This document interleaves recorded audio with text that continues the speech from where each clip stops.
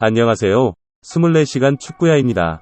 우리 대한민국은 1986년 멕시코 월드컵부터 2022년 카타르 월드컵까지 총 10회 연속으로 월드컵 본선에 진출한 나라입니다. 이는 적어도 아시아 지역에서 우리나라가 오랜 기간 동안 강력했다는 증거입니다. 그러나 최근에는 우리나라 선수들이 아시아를 넘어 유럽까지도 적극적으로 진출하며 세계적인 수준으로 인정받을 정도의 최고의 황금기를 맞이하고 있습니다. 유럽 5대 리그를 비롯한 최상위 리그들을 포함하여 유럽 13개국의 일부 리그에는 놀랍게도 26명의 한국 선수들이 활약하고 있습니다. 유럽 일부 리그에서만 뛰는 선수들만으로도 월드컵 엔트리를 전부 채울 수 있는 정도로 많은 선수들이 유럽에서 성공적으로 활약하고 있습니다. 게다가 중동 일부 리그에도 7명, 제2리그에도 13명의 선수가 뛰고 있어서 해외파 선수라고 불리는 이들의 수는 쉽게 50명을 넘어섭니다. 이는 주요 국가들의 일부 리그로 진출한 한국 선수들의 레벨이 상당히 높아졌음을 보여주는 증거입니다. 그 중에서도 캡틴 손흥민은 세계 최고의 리그인 프리미어리그에서 득점왕이 되며 아시아 최고의 선수로 자리매김하고 있습니다. 현역 선수 중에선 물론이고 아시아 축구 역사를 되짚어도 최고의 선수로 꼽힐 만한 인물은 손흥민 다음으로는 이 선수일 것으로 보입니다.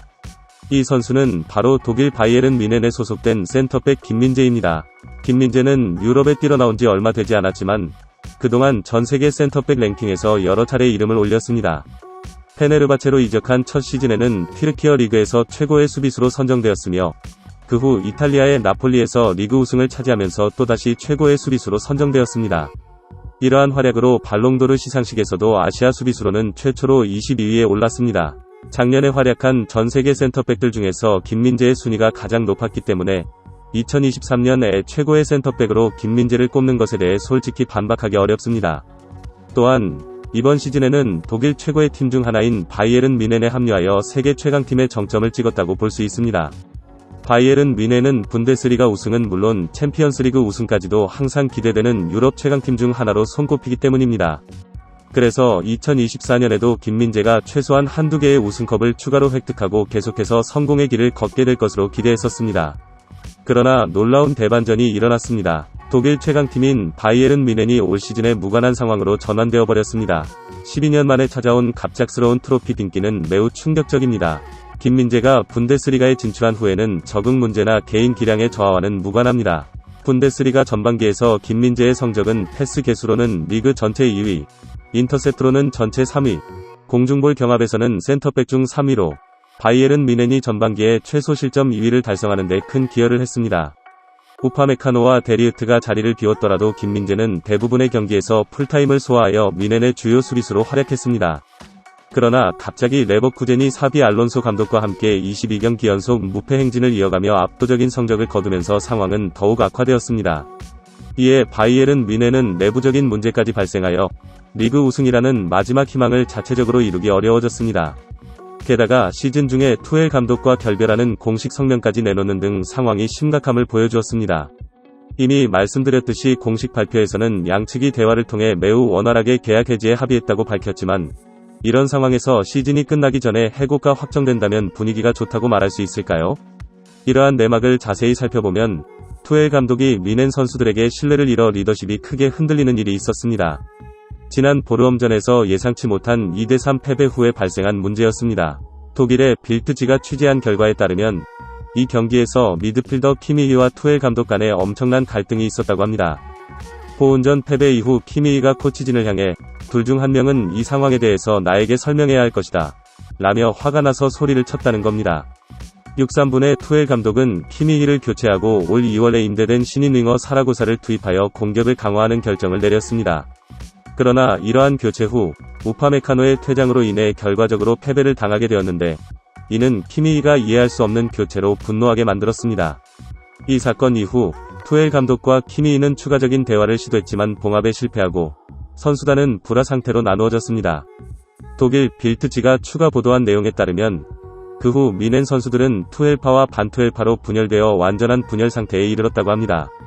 투헬파 진영에는 노이어, 게이루, 무시알라, 사네, 케인, 그리고 다이어가 속했으며 반투헬파 진영에는 키미히, 고레츠카, 밀러, 데리우트, 텔, 그리고 그나브리가 속해 있다고 합니다.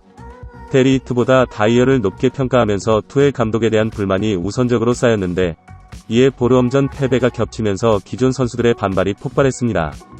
김민재의 이름은 언급되지 않았는데 사실 다이어에게 주전 자리를 빼앗길 가능성이 없으며 또한 그가 미넨에 처음 합류한 시즌임에도 불구하고 이런 갈등에 연루되지 않은 것은 당연한 일일지도 모릅니다. 반년 동안의 임대로 온 다이어가 벌써부터 이런 사건에 연루되는 것은 매우 특이한 사례입니다. 상황이 이렇게 악화되어서 미넨 선수들을 진정시키기 위해서라도 미넨 수뇌부가 먼저 나서서 투엘 감독과의 계약 해지에 합의한 것으로 보입니다. 이렇게 되면 사실상 이번 시즌은 이미 무산된 것으로 간주되고 다음 시즌을 위해 준비해야 할 것으로 보입니다. 벌써부터 독일 언론은 투엘 다음으로 올 차기 감독에 대한 기사가 쏟아지고 있는데 이에는 리버풀에서 사임 예정인 클롭 감독에 대한 언급도 포함되어 있습니다.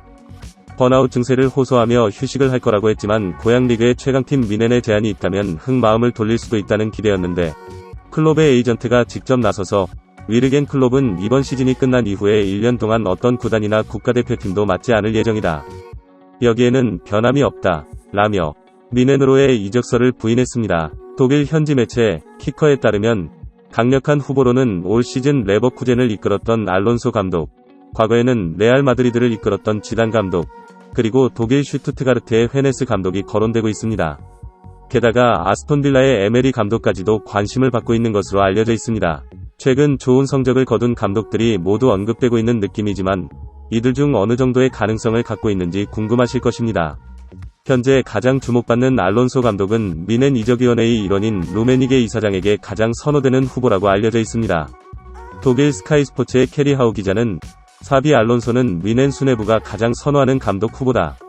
특히 루메니게는 알론소가 은퇴한 2017년부터 연락을 나누고 있었다. 라며 오래전부터 미넨이 알론소 감독에게 눈독을 들이고 있었다고 밝혔고 독일 스포르트 1위 크리스토퍼 미첼 기자는 사비 알론소가 레버쿠젠과 맺은 계약서에는 1500년에서 2000년 만 유로의 방출 조항이 있고 이 조항은 5월 말까지 발동될 수 있다. 라며 미넨이 알론소 감독을 영입할 수 있는 방출 조항이 있다고 보도되었습니다.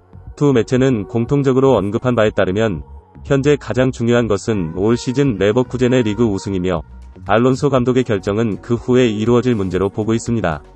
올 시즌의 리그 우승이 이미 결정된 상황이라면 이제는 챔피언스 리그 우승을 위해 모든 것을 걸어야 할 때입니다.